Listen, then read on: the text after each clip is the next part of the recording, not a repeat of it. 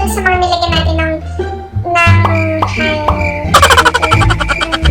contour my nose,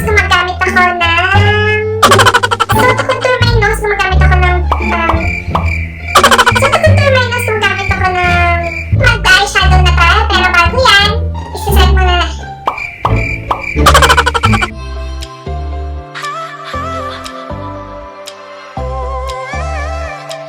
Hi guys! Welcome back to my channel. At sa mga bago naman, hello! I am Johnny Lee. At sa mga hindi pa nakasubscribe, please click the subscribe button down below at i-click mo na rin ang notification bell para mas updated ka pa sa mga susunod ko pang videos. So, for today's video, since malapit na ang araw ng mga puso at ikaw ay naghahanap ng simple, mabilis gawing makeup look, ito ang video para sa'yo. So, without further ado, let's start! To start guys, since nakapag-prep na ako ng face off-cam, nakapag-toner, serum, moisturizer, sunscreen at lip balm na rin ako, diretso na tayo sa foundation. For the foundation, ang gagamitin ko ay Maybelline New York Fit Me Matte Plus Poreless Foundation. Gagamit lang ako ng buffing brush ng The Real Techniques. So, i-apply ko lang muna siya sa half ng face ko. Nag-apply muna ako dito. Binabuff-buff ko lang siyang ganyan. Actually, maganda talaga yung coverage nitong Fit Me rin. Basta gagamitan mo ng brush. Kasi, pag ginamitan ko talaga siya ng damp sponge, hindi ko talaga gusto yung application niya. Okay, ayan. Ang coverage na, guys. Maganda talaga ang application nito gamit ang brush. The other side.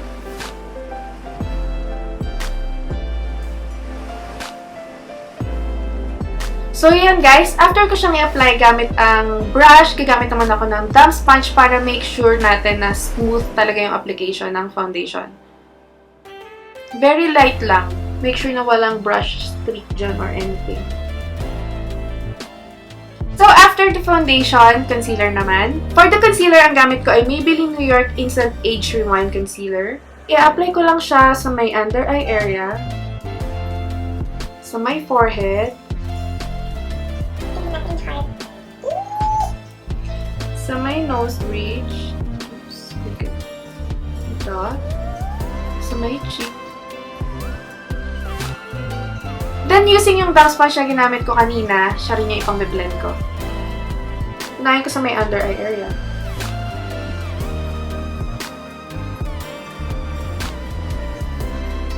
Then, sa other side. Sa my forehead, i-blend na rin natin. Sa my nose bridge. Sa my cheek. Nakahirap-hirap talaga gumamit ng ibang damp sponge, pero yung microfiber na damp sponge, hindi ko talaga siya gusto. Hirap-hirap na ipang-blend. Ito, pinagano lang. Samantalang microfiber na damp sponge, parang pak, parang sinusuntok. So, after ma-blend ang concealer, magpa-proceed na tayo sa contour.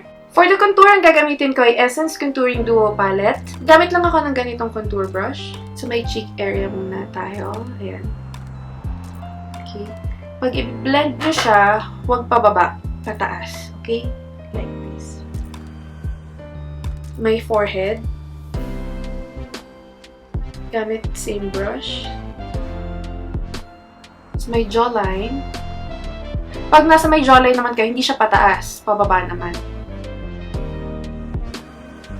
So, to contour my nose, gumagamit ako ng eyeshadow brush ng The Real Techniques. Walan ko sa may kilay. Pababa. Ayan, mag-create tayo ng shadow dito. You can skip this part naman kung di kayo komportable na mag-contour ng nose. Like me before, hindi talaga ako komportable mag-contour ng nose. Pero nung na-realize ko, maganda pala mag-contour ng nose. Go girl! Tutugtong mo siya doon sa may kilay. Pababa. And then yung lighter shade sa contouring palette, gagamitin ko siya. Gamit ako ng ibang blending brush. Gamit lang ako ng ganitong brush. Lagay ko siya dito sa gilid. Para mas lalong ma-emphasize yung ating contour sa nose. Sa may center. Ayan, di ba? Nakita nyo, may pagkakaiba talaga. Meron? Wala. To set my face, I'm using Nichido Final Powder in the shade of Creamy Glow. Mag-concentrate lang akong mag-apply dun sa mga nilagyan natin ng concealer kanina. So, may under eye area. Don't forget na iset ang inyong face lalo sa mga kinontour kasi may pagkamalagkit ang concealer. At may tendency maghula siya. So, may update dito. So, may baba. For the kilay, ang gagamitin ko ay Wet n Wild Ultimate Brow Kit. Gamit lang ako ng brush na ganito. Ito yung gusto kong gamitin na pangkilay kasi meron na siyang spoolie sa dulo. Brush up muna yung kilay. Remove yung mga foundation at any powder na nasa kilay ko kanina. Okay. So, sa pagkikilay, as usual, mag-start ako mag-outline sa baba. Sa taas naman.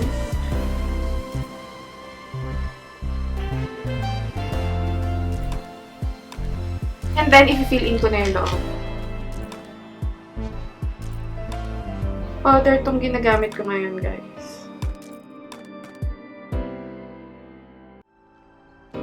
Sa may inner corner, parang mag-stroke lang ako na parang hairline stroke.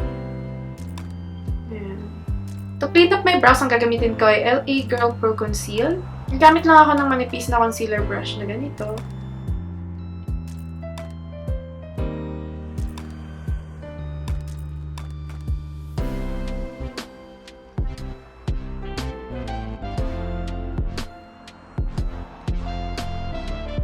To set my eyebrows, ang gagamitin ko ay Wet n Wild Color Icon Brow Shaper. I-set ko lang siya. Na-apply ko siya pataas. After ng kilay, mag-eyeshadow na tayo. Pero bago yan, ipaprime ko muna ang aking eyelids. To prime my eyelids, ang gagamitin ko ay Essence I Heart Stage Eyeshadow Base. Na-apply ko lang siya sa lid area. So, using my finger, i-blend ko siya. Tap-tap lang na ganyan. So, magamit tayo ng eyeshadow base para hindi mag-crease or mag-last longer yung eyeshadow na ilalagay or gagamitin mo. Ayan siya. Okay. For the eyeshadow, gagamitin ko ay Morphe 35N palette. Gagamitin ko nga itong light color sa palette. Gagamit lang ako ng blending brush na ganito. And then, lalagay ko lang siya sa buong lid area. For the second color, ito naman ang gagamitin ko.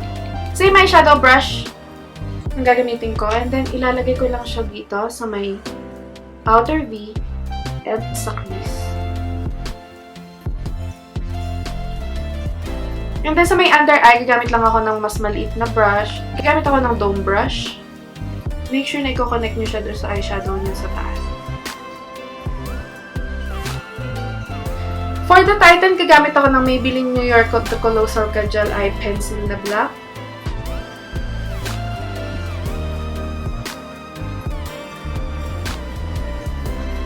For the lower lash naman, ang gagamitin ko ay Essence Long Lasting Eye Pencil na brown. Kung wala kayong brown, pwede kayong gawin ng black. So, after natin mag-tight line, mag-mascara na tayo. Mag-curl muna ako ng lashes. So, for this look, guys, hindi ako falsies dahil karamihan sa atin walang falsies. So, try natin mascara lang. For the mascara, ang gamit ko ay Essence Lash Princess False Lash Effect Mascara. Sa lower lashes muna ako.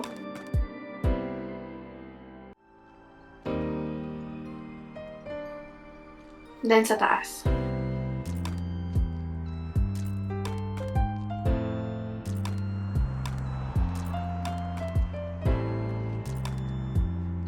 Blusher naman. For the blusher, gamit ko ay Catrice Cosmetics Blush Box. Gamit lang ako ng angled brush na ganito.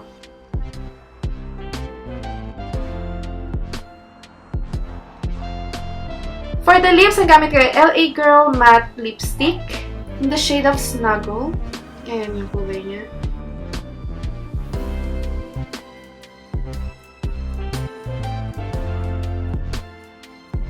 Hindi na-expect ko nude yung kulay niya, pero yung pagka-pink. For the highlight, ang gagamitin ko ay Wet n Wild Mega Glow Highlighting Powder. Gamit lang ako ng ganitong brush. May tip na nose. Naglalagay din ako sa may eyebrow area. And then sa may inner corner na pata.